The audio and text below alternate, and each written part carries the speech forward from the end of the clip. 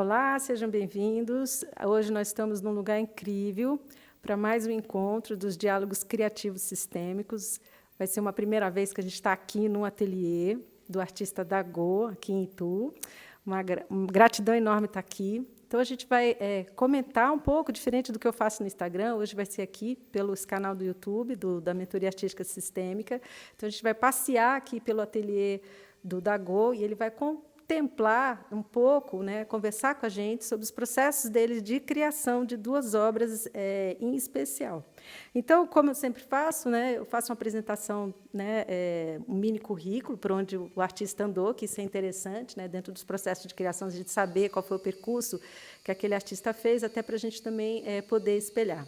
Então, o Dagô é residente em Itu, participou do Meios e Processo Fama, que foi um projeto de orientação artística, foi quando a gente se conheceu, Dagô?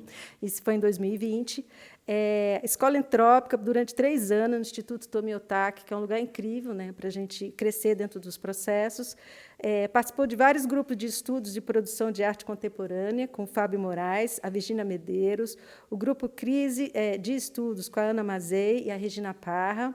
Também um grupo Dos Pés à Cabeça, com Lia Chaya, grandes nomes, e Pablo Lafuente. Entre os vários assuntos que são interesses do Dagô, que a gente vai conversar hoje, o que move, sempre tem algo que move ali o artista, para o Dagô é importante essa espiritualidade, a arte, o autoconhecimento e o desenvolvimento pessoal. Então, por meio da produção artística, ele tem essa conexão com isso que seria algo importante e essencial para ele como ser humano. Para ele, isso é o que move. Então, a gente hoje convido vocês para acompanhar aqui no Diálogos Criativos Sistêmicos. Bora? Dagô, a primeira obra que a gente vai conversar hoje, e eu queria que você compartilhasse com a gente esse teu processo da construção, que é esse grande, parece um grande imóvel, gente, mas isso não se mexe, é fixo, tá? Como que foi, o que disparou você fazer isso e o processo da construção da obra e como que foi isso, de escolher o lugar, o tamanho e que conecta com a sua poética, tá bom? Esse trabalho, Árvore da Vida, surgiu num período que eu estava lá no Instituto Tomi Otaki com a Regina Parra e com a Ana Mazei. E aí, olhando um pouco, eu estava participando de algumas constelações e aí eu quis estudar ver um pouco sobre a minha ancestralidade. Aí daí que eu resolvi fazer esse trabalho e ver a relação até meus bisavós, Na época eu estava casado ainda, então eu resolvi fazer das minhas filhas, passando por mim, pela minha ex-companheira, pelos meus pais, pelos meus avós e pelos meus bisavós.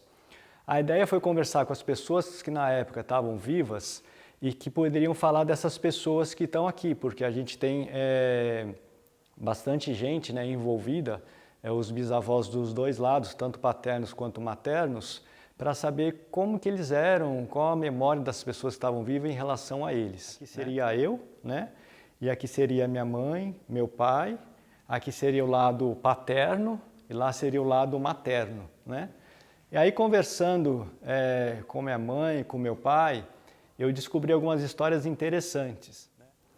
A minha avó paterna foi a pessoa que eu mais tive contato mais duradouro. Meus outros avós faleceram mais cedo. Essa senhora foi uma senhora que me deu muita força, muita energia. Então, por isso, dessa forma, de luz, de vibração,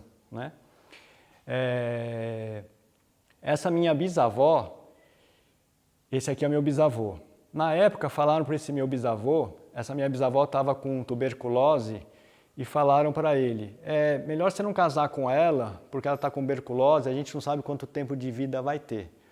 Mas naquela época você punha as pessoas num burrinho, subia para Campos do Jordão para tratar da tuberculose. Resumindo a história, eles tiveram 16 filhos, ela morreu com 92 anos de idade, E foi um exemplo assim de saúde e de vida, de geração de vida, Foi representada como se fosse como um ventre, como um coração, Para mostrar a garra, a determinação e a união dos dois, Que é uma coisa que transmite de certa maneira, Aí eu fui estudar algumas coisas, algumas relações. Esse meu bisavô paterno junto com esse meu bisavô materno, os dois eram médicos. Eles que fundaram a Escola Paulista de Medicina. E tem um artigo que fala do meu bisavô materno, trabalhando com meu bisavô paterno, sem existir ainda meus pais e meus pais casados e tudo mais. E aí eu fiquei muito surpreso dessa conexão, né? E esse meu bisavô paterno, ele era médico e ele era dermatologista.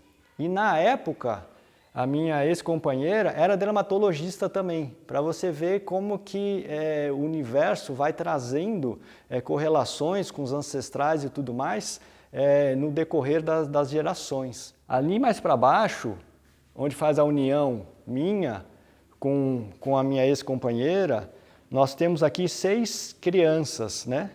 Essas 4 crianças foram gestações que não foram para frente, né? Que nós temos que honrar e agradecer porque tiveram seu papel. Depois vieram gêmeas. E eu lembro que o médico falou o seguinte: vocês podem ter filho, mas não tenham gêmeos. E aí quando ficou sabendo que tinha gêmeos, era um desespero, porque nós tínhamos perdido, vamos dizer assim, não tinha avançado 4 gerações e não sabíamos se ia ter as nossas filhas.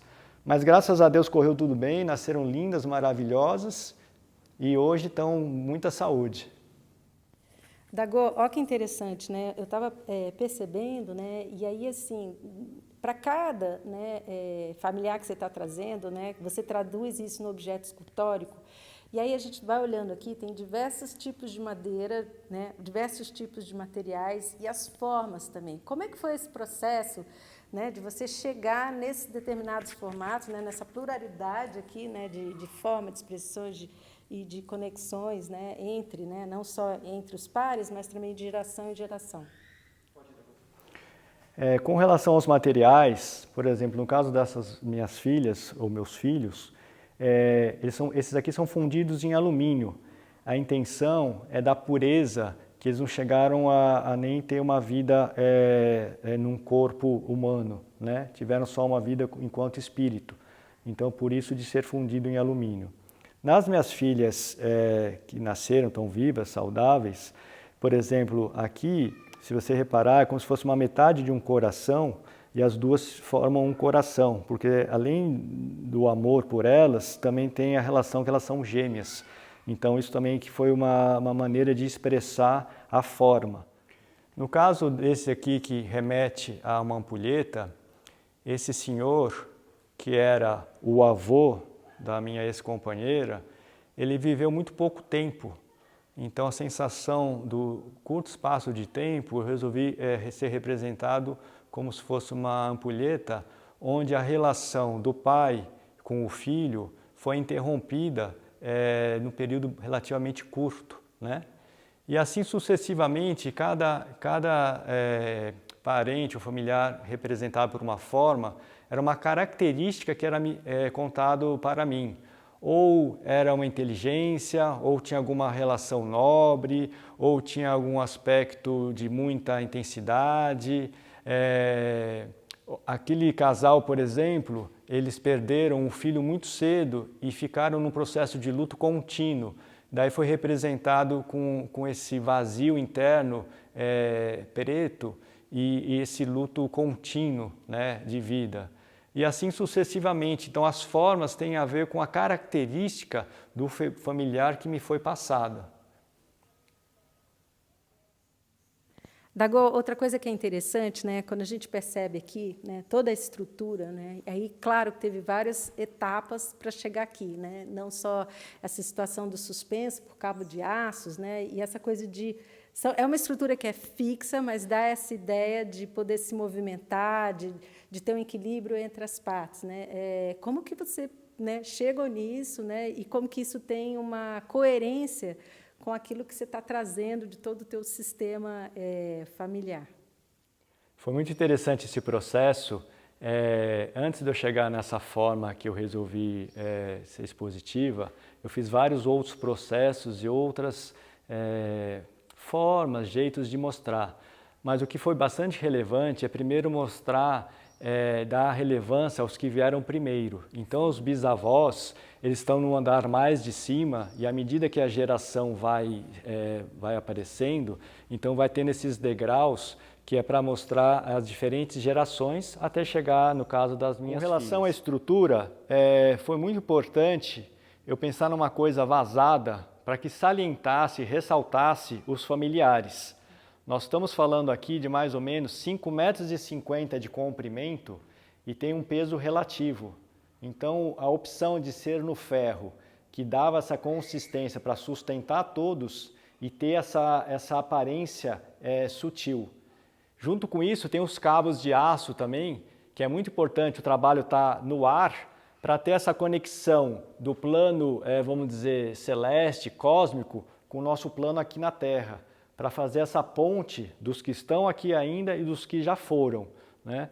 Então, assim, foi muito rico, sou muito grato ter conseguido conceber esse trabalho, até numa forma de homenagear a todos os meus ancestrais e da importância que eles tiveram para eu poder estar aqui hoje. Algumas curiosidades da obra, são 36 ovos, nós temos diferentes tipos de madeira, sucupira, frejó, imbuia, mogno. E essa obra também foi concebida num tempo relativamente curto, porque a exposição já estava marcada para o começo de julho, e como no período do Tomiotaki são semestres, então ela durou em torno de 4 meses, 5 meses no máximo. E quando foi marcada a data, eu não tinha todos os ovos prontos ainda. Então aí eu tive que realmente fazer um mergulho para conseguir aprontar para que ela fosse na abertura completamente preenchida em sua totalidade. Dagô, agora a gente vai mudar um pouco e aí a gente vai falar dessa obra, que é muito legal, porque eu peguei o comecinho. E aí eu queria que você compartilhasse com a gente toda a história, desde como que essa árvore chega aqui. Gente, tem 3,60 metros de altura. E todo o projeto, né, que se constitui dessa construção dessas imagens, né, que foram cavadas, né, e que são os chakras, né? Então, é um processo longo, né, e faz um contraponto com o anterior que você trouxe para a gente, né? E aí eu queria que você contasse um pouco essa história. Então, Kátia, foi muito interessante que eu não estava nem esperando essa árvore. Em Itu, às vezes, dão uns vendavais. Num dia deu um vendaval e aí eu fui avisado que tinha uma árvore caída na cidade, em cima de um telhado de uma casa. Isso eram 4h30, 5 horas da tarde. Eu estava aqui no ateliê e até então não sabia como é que era a árvore, o tamanho e tal, mas aquela coisa curiosa do artista, eu falei, vou lá ver. Cheguei lá, vi essa árvore linda, que é um ipê, né? Aqui, do jeito que está com 3,60 metros e quando chegou tinha por volta de 2 toneladas. Só que como é que você pega uma árvore de 2 toneladas? Aí eu liguei para um Munk, né, que é um caminhão com o braço, isso eram 5 horas, falei, olha, tem uma emergência. Falei, o que aconteceu? Não, eu preciso levar uma árvore para o ateliê. Mas que raio de emergência? Não, é que eu sou escultor, explicar para o rapaz. E aí eu liguei na prefeitura para saber como é que funcionava, como é que ia pegar uma árvore. E ele falou, a partir do momento que o bombeiro cortar, qualquer um pode levar. Só que ninguém leva uma árvore de 2 toneladas embaixo do braço, né? Aí eu consegui um Munk, uma empresa que já estava fechando, 5 horas da tarde, falou, mas a rua está interditada. Eu falei, não, pode vir que eu abro para você. Então foi meio cinematográfico. Então veio o Munk, a polícia, falando que podia entrar. No fim, o Munk acabou ajudando os bombeiros a segurar a árvore para cortar do lugar de origem dela, da cidade. Aí eu pus a árvore em cima do Munk e peguei alguns outros pedaços também de troncos, né? Aí chegaram uma senhora e falaram, a árvore é minha. Eu falei, mas como assim a árvore é minha? Eu plantei ela, mas a árvore tem mais de 90 anos. Quantos anos a senhora tem? 150, 160 anos? E, enfim, daí teve uma discussão assim, não muito agradável. Eu falei para o motorista, falei, não, vamos embora para o ateliê e ficou uns pedaços lá. Por que eu vou discutir que a árvore é minha se eu liguei para a prefeitura e tinha resolvido tudo? Em resumo, viemos para o ateliê, chegou a árvore, eu não tinha essa estrutura, esse pórtico amarelo para poder trabalhar, não tinha. Só tinha um carrinho que eu sabia que tinha capacidade para 2 toneladas. A árvore chegou, o caminhão tinha que descarregar, descarregou em cima do caminhão, né? Descarregou em cima do caminhão, só que ela estava ainda com a pele, com a casca dela. E o que é importante, assim, quando ela chegou que estava com a pele, eu tive que trabalhar rápido para trabalhar, porque ainda tinha uma certa flexibilidade na pele, que eu chamo que é a casca, né? Então eu fui trabalhando, tirando todo esse processo, como se começasse a desconstruir ela para ela se mostrar, né? Aí eu consegui tirar tudo o em volta dela, toda a casca e tudo mais, para ela ficar do jeito que está.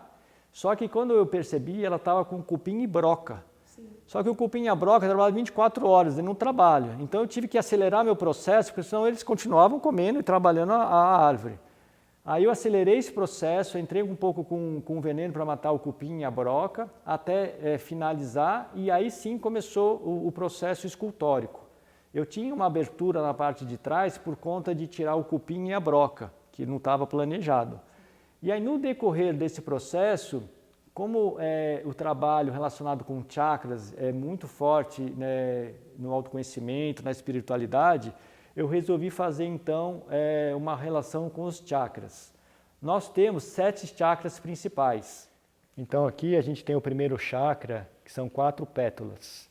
Depois a gente tem o segundo, que são 6 pétalas. Aí você tem 10, 12, 16 e 2 pétalas. Se você fizer essa somatória, vão dar 50 pétalas, que é o número de vritis.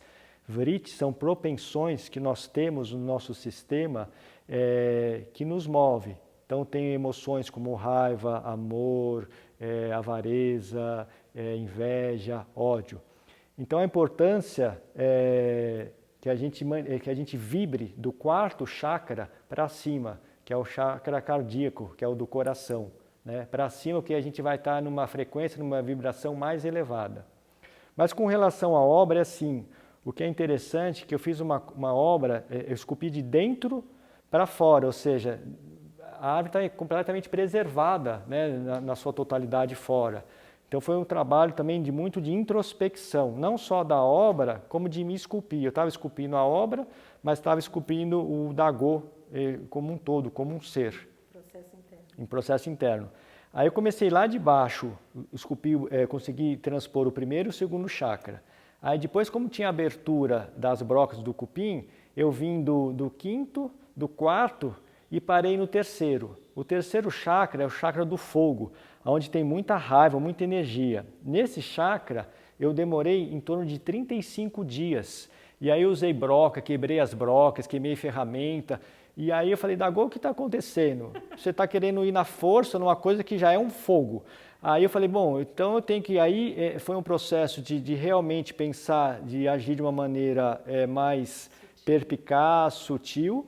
Aí eu comecei a fazer microfuros, foram 60 microfuros para romper o 3º chakra, e aí depois a coisa fluiu mais. E aí quando eu rompi esse 3º chakra, que saiu os blocos, que a gente pode ver aqui, ó, esse bloco das pétalas saiu de lá. O primeiro saiu daqui, o segundo saiu daqui e assim sucessivamente, né?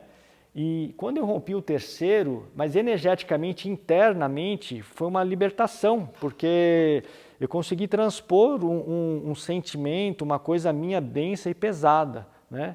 Então, assim, eu estava esculpindo a árvore e estava me esculpindo. As únicas pessoas que estiveram ajudando, que eu brinco, são meus 8 japoneses, que são as minhas ferramentas elétricas, os seus maquitas, né? Que me ajudaram. Aí eu tive que desenvolver acessórios para a máquina, porque ela está inteirinha oca e está lisa. E não existe ferramenta com esse comprimento e tudo mais. Então daí eu fui adaptando ferramentas, adaptando máquinas, comprando ferramentas novas. Vieram representantes de ferramentas para saber como é que eu conseguiria atingir um acabamento, um jeito de ser que eu queria, né? E, enfim, foi um aprendizado enorme. Eu sou muito grato a essa obra por ter me ensinado tanto e nesse processo de 2 anos e 4 meses. Quando eu concluí, com certeza era um outro Dagô que estava depois desse período todo. Dagô, só uma pergunta. Quando você estava construindo, né, a gente vê aqui, é quase um tótem, né, ereto aqui, né, na vertical, e aí você vai tirando, né, as formas, né, que aí cada uma correspondendo aos chakras, como você explicou, das pétalas. É interessante, quando vem vindo para o chão, né, você traz essas formas que foram de lá retiradas, né, e as situa sobre superfícies espelhadas, né, sobre círculos de espelhos, mas tem uma que não tem uma forma que foi ali retirada da árvore. E eu fiquei curiosa para saber, né, o porquê dessa não comportar. Eu escolhi não representar o 7º chakra na árvore, porque é o chakra coronário, que ele seria um chakra com 1000 pétalas, e esse chakra seria o chakra que está diretamente conectado com o cosmos. Então, por não caber lá e também não ter essa relação da materialidade, ser uma coisa muito mais sutil, eu optei por não estar representado na árvore e também não estar representado aqui no chão, onde tem essas formas relativas a cada chakra, até o 6º chakra, né? A gente vem do 1º até o 6º. Então, o 7º é como se fosse essa ponte da matéria com a espiritualidade, num nível mais sutil. O Dagô, gente, tem uma coisa muito interessante, além do ateliê dele, né, de fazer os projetos, grandes projetos, ele tem um espaço dentro do ateliê dele, é como se fosse uma mini galeria, né? E aqui a gente também tem a oportunidade de acompanhar um pouco, né, o processo e como cada obra se conecta, né, dentro ali da poética que ele traz, né, de trazer essa conexão com a espiritualidade, com os elementos da natureza, e como que ele, a palavra não é reaproveita, mas como ele ressignifica cada elemento que é retirado da matéria-prima, né? Então eu vou pedir para ele contar um pouquinho para a gente, né, o quanto que as coisas que foram retiradas da escultura, né, do totem lá, dos chakras, né, e como que ele trouxe como derivas, né, dentro daquela linha poética do trabalho dele. Ok? Então a gente vai ver junto com o Dagô. Quando eu comecei a esculpir a árvore, foram saindo fragmentos dela, fragmentos, pós, diferentes texturas. E aí eu resolvi dar uma releitura para esses fragmentos. Nesse caso, todas as peças internas foram oriundas lá da árvore, e eu gosto muito também de geometria sagrada. Então tem uma relação que esse tamanho é metade desse, esse é metade desse, e esse grande é metade desse. E aí todas essas partes fazem um todo. Todos são peças e fragmentos da árvore. Já nesse caso aqui embaixo, a gente tem diferentes tamanhos de fragmentos da árvore em forma bruta, ou seja, não foram lixados, trabalhados. E aqui eu faço uma correlação com a nossa coluna vertebral, o que nos sustenta, o que nos inspira, o que nos mantém, né, nesse mundo de materialidade. No caso daqui, eu tenho 2 trabalhos. Esse aqui especificamente é muito interessante, que dá para a gente ver a parte interna da madeira, que é a mais escura, que é o cerne, até chegar na parte de fora, que é o brancal. Isso também mostra o tempo de crescimento, o tempo de vida da árvore, né?